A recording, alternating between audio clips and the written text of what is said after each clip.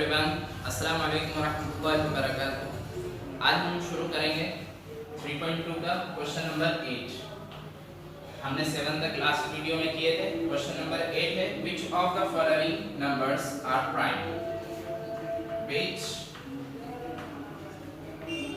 Of the following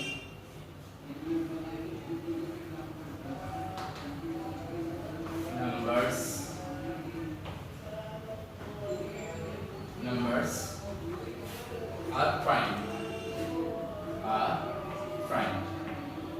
ठीक, ये हमारे पास क्वेश्चन है। अब हमें ये बताना है कौन सा नंबर प्राइम नंबर है और कौन सा नहीं है। ये तो बहुत आसान है, हम अब तक कई बार समझ चुके हैं। प्राइम नंबर किस चीज को कहते हैं? प्राइम नंबर कहते हैं जो खुद से डिवाइड हो और 1 से डिवाइड हो, वो हमारे प्राइम नंबर्स हैं। तो 23 प्राइम नंबर है या नहीं है, बताइए। 23 प्राइम नंबर है। तो which of the following numbers are prime? A is prime, option A क्या है? सही है, 23 is prime number। लिख देंगे 23 is prime number। Full stop. Option B है हमारे पास, ऑप्शन बी 51 प्राइम नंबर है या नहीं? नहीं है। 51 क्या है? कंपोजिट नंबर है। क्यों? क्योंकि ये किससे डिवाइड हो रहा है? 3 से और 17 से। 17 3 जा 51 होता है, तो इसलिए ये प्राइम नंबर नहीं है। तो ये क्या है? Is composite number.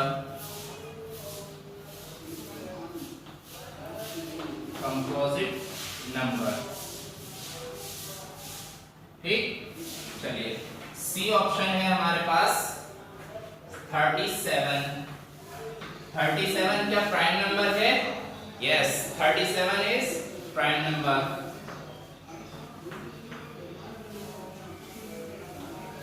37 is prime number. Clear? चलिए अब देखते हैं क्वेश्चन नंबर डी। डी में क्या है? डी में है 26। तो 26 क्या है? प्राइम नंबर है?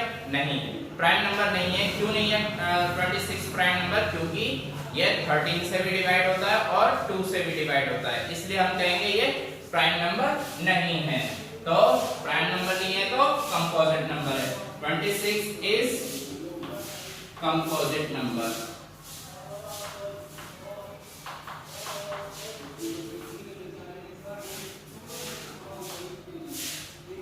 ठीक, 26 इज कंपोजिट नंबर। तो ये हमारा क्वेश्चन नंबर 8 कंप्लीट हो गया। अब देखते हैं क्वेश्चन नंबर 9। आपके सामने क्वेश्चन नंबर 9 है।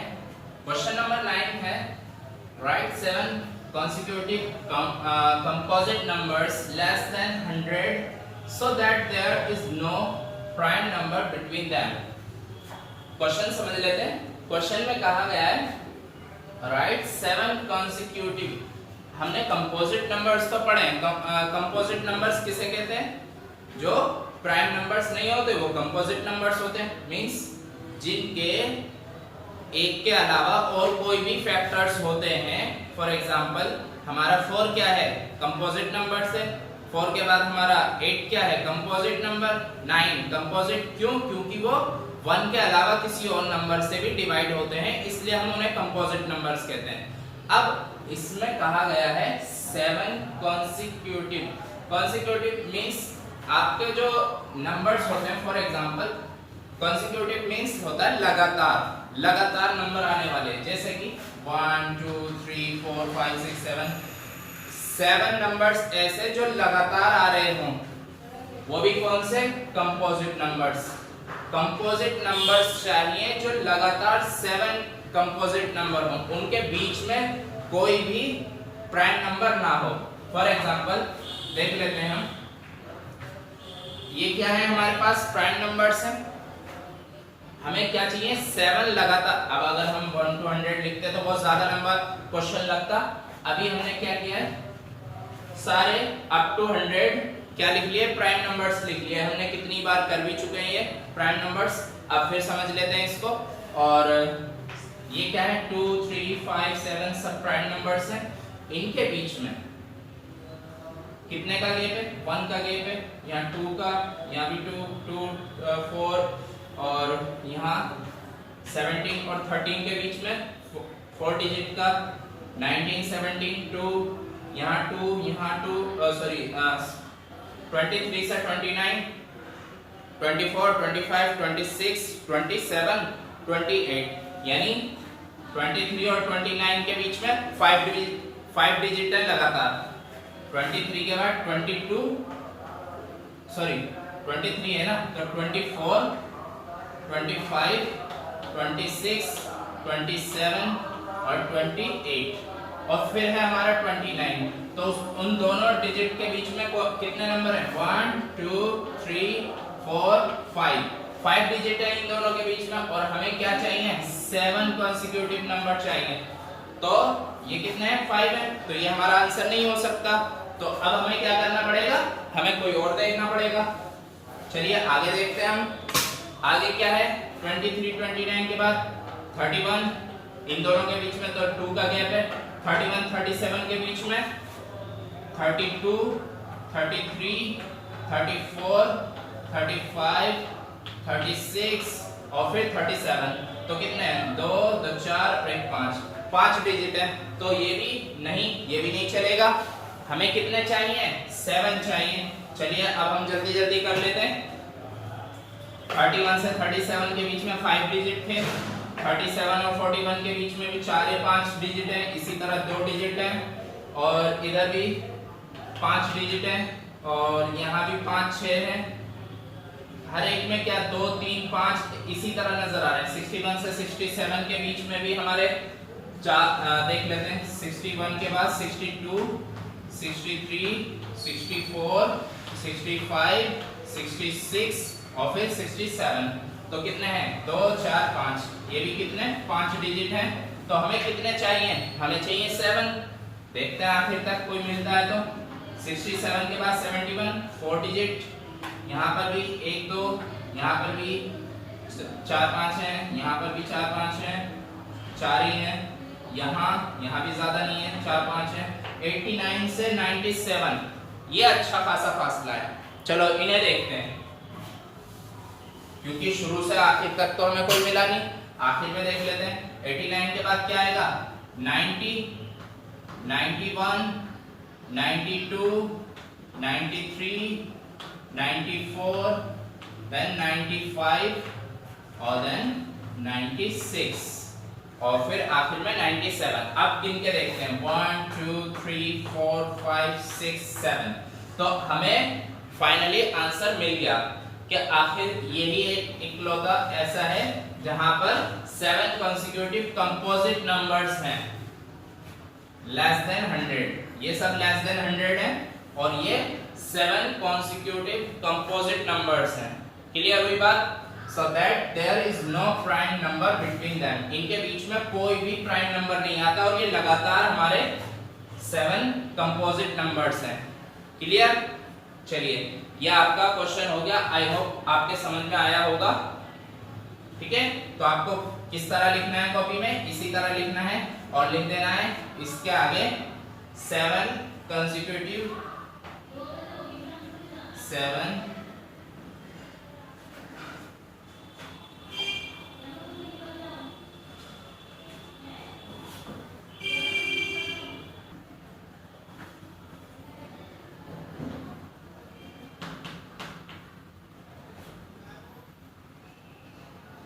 composite numbers।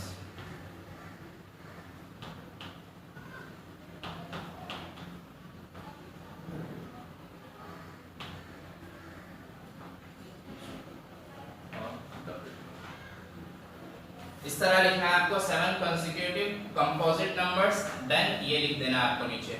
ये आपको नहीं लिखना है, ये सिर्फ समझने के लिए था, लेकिन आपको ये याद होने चाहिए, आपको ये याद करना है।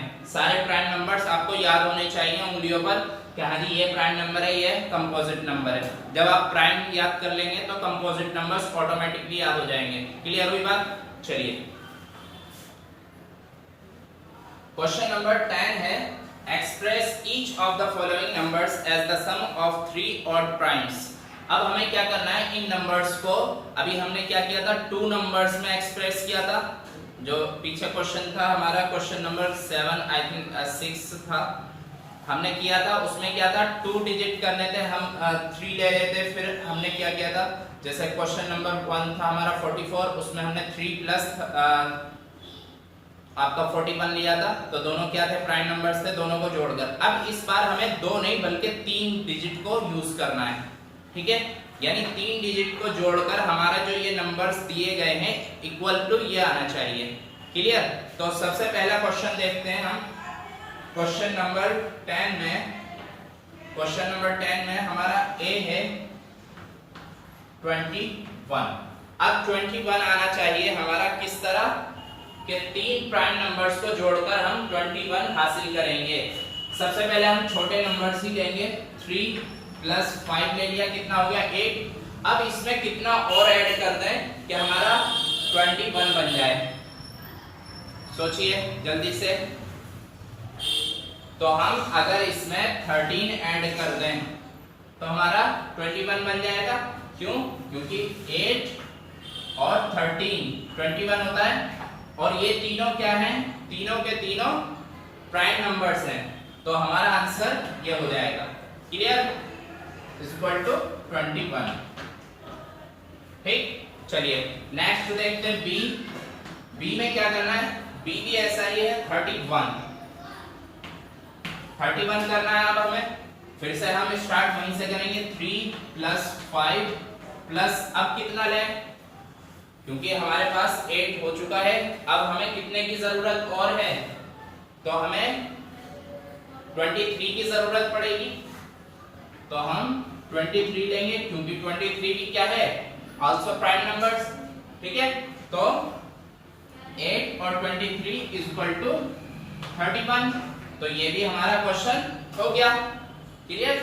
8 और 23 इज इक्वल टू 31। तो हम कह सकते हैं ये भी क्या है, तीनों प्राइम नंबर्स हैं, 3 प्राइम नंबर्स का जोड़ क्या है 31 है।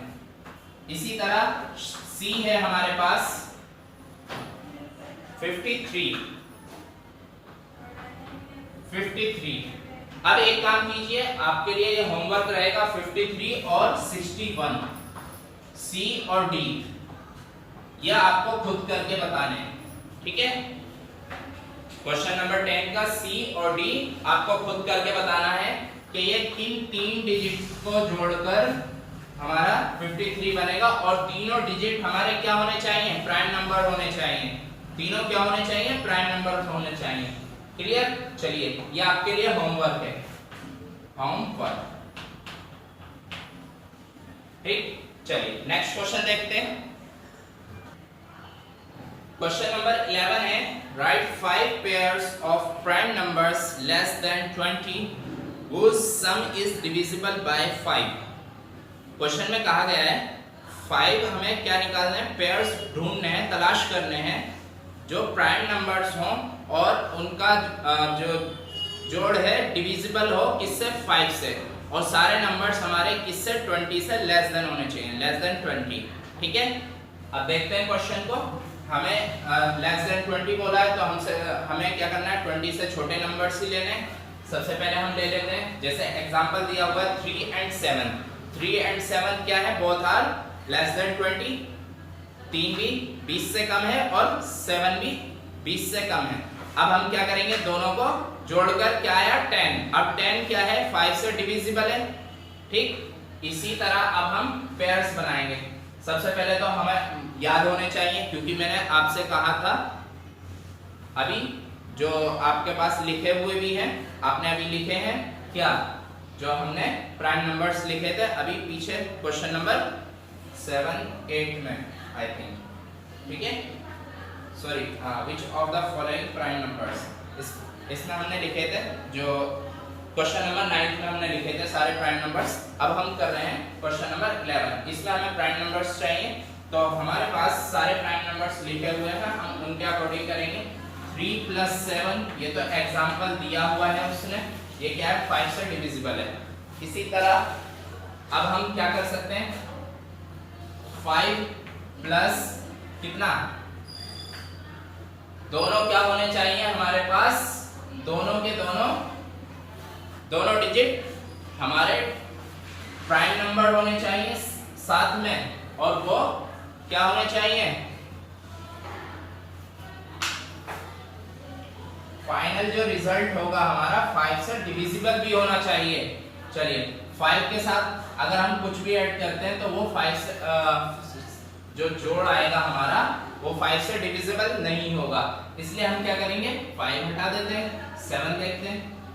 7 के साथ अगर हम किसी को ऐड करना चाहें तो कितना ऐड करेंगे, हम 13 ऐड कर देते हैं, तो क्या हो गया 20, और 20 क्या है, 20 डिविजिबल है बाय 5 से, ठीक है। इसी तरह हम 13 में अगर 3 ऐड करते हैं तो नहीं होगा, और अगर हम 2 में 13 ऐड कर दें तो 2 प्लस 13 तो क्या होगा 15, और 15 क्या है 5 से डिविजिबल है। इसी तरीके से और सोचेंगे हम, सोचिए जल्दी से,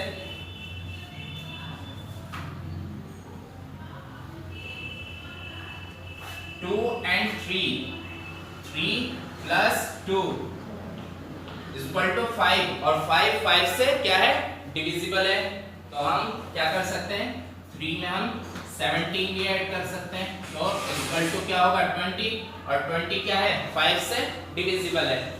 तो अभी हमने ये तो एग्जांपल दिया हुआ था, हमने कितने बनाए 1 2 3 4, अभी हमें 1 और बनाना है, एक पेयर और बनाना है जिससे कि हमारा क्वेश्चन कंप्लीट हो, क्योंकि उसने कहा है कि 5 पेयर्स बनाने हैं, तो हमारे कितने हो गए 4 हो गए, क्योंकि ये एग्जांपल का था, हम इसे ऐड नहीं ले सकते।